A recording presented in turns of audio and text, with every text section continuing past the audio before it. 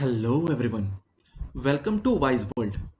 तो आप सबको पता है कि अभी दिल्ली हाई कोर्ट में एक केस चल रहा था जो कि यूपीएससी के अगेंस्ट में पिटीशन फाइल की गई थी। Himanshu Kumar and others versus UPSC नाम से वो केस चल रहा था। उसमें जो मेन ऑब्जेक्टिव था वो सीएससी 2023 में जो वेगनेस था पेपर में, और जो बहुत सारे सीसेट में आउट ऑफ सिलेबस क्वेश्चन पूछे गए थे, इन सब के रिगार्डिंग पूरे पेपर को रिकंडक्ट कराने की बात रखी गई थी।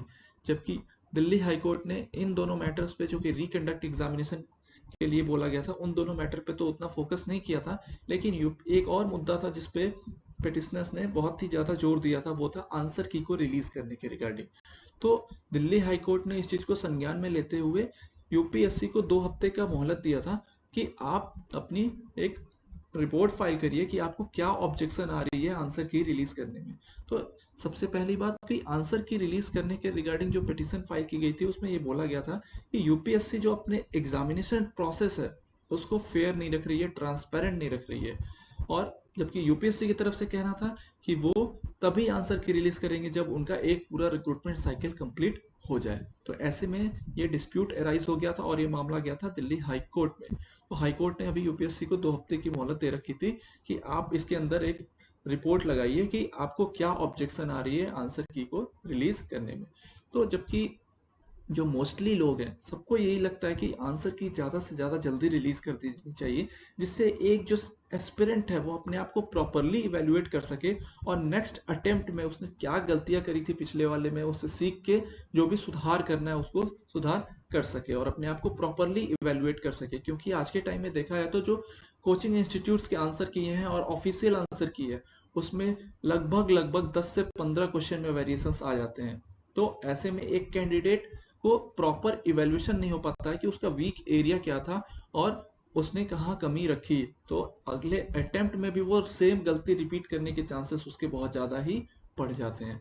तो ऐसे में यूपीएससी को कोशिश तो यही करनी चाहिए कि आंसर की जो है वो 2 से 3 दिन में रिलीज कर देनी चाहिए।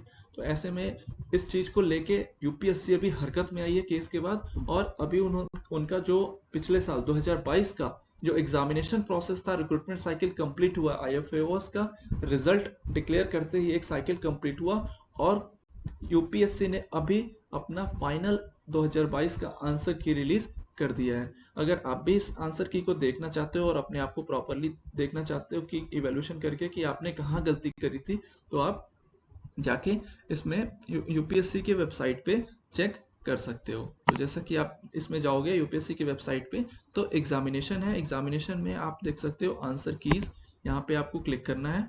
इसमें निकल के आ रहा है ये CSC preliminary examination 2022 GS paper 1 GS paper 2। तो इसमें आप जैसे ही डाउनलोड करोगे तो देखो ये जीएस पेपर 1 का आंसर की।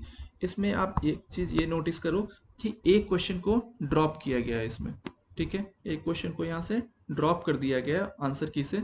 इसमें जो क्वेश्चन नंबर 61 है आप देख सकते हो कि इसका इवेल्युएशन नहीं किया गया है।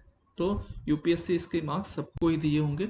तो आप, और इसी के साथ आप जीएस पेपर 2 इसका भी आंसर की देख सकते हो। इसमें भी कुछ क्वेश्चन ड्रॉप किए गए हैं क्या, तो इसमें आप देख सकते हो कि जो सीसेट पेपर होता है इसमें कि 80 क्वेश्चंस होते हैं, इसमें भी इन्होंने लिख रखा है कि एक क्वेश्चन को ड्रॉप किया गया है। वो क्वेश्चन कौन सा ड्रॉप किया गया है, अगर सेट ए की बात करें तो क्वेश्चन नंबर 36 को ड्रॉप किया गया है पेपर से। तो ऐसे में, और मैं आपको बता रहा हूँ कि जब आप इस आंसर की को किसी भी कोचिंग इंस्टीट्यूट के आंसर की से मैच कराओगे तो आपको 10 से 15 क्वेश्चंस के वेरिएशन आएंगे। और यहाँ तो एक क्वेश्चन में कैंडिडेट का सिलेक्शन और सिलेक्शन ना होना डिसाइड होता है, यहाँ तो 10 से 12 क्वेश्चंस में वेरिएशंस आ रहे हैं आंसर की में।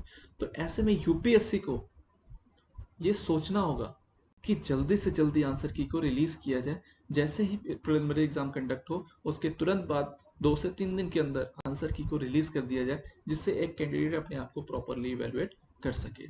तो इस चैनल से बने रहिए, इसको सब्सक्राइब करिए, लाइक करिए, और इस टाइप के कंटेंट मैं आपको टाइम टू टाइम प्रोवाइड करता रहूँगा। Thank you, thank you, thank you very much.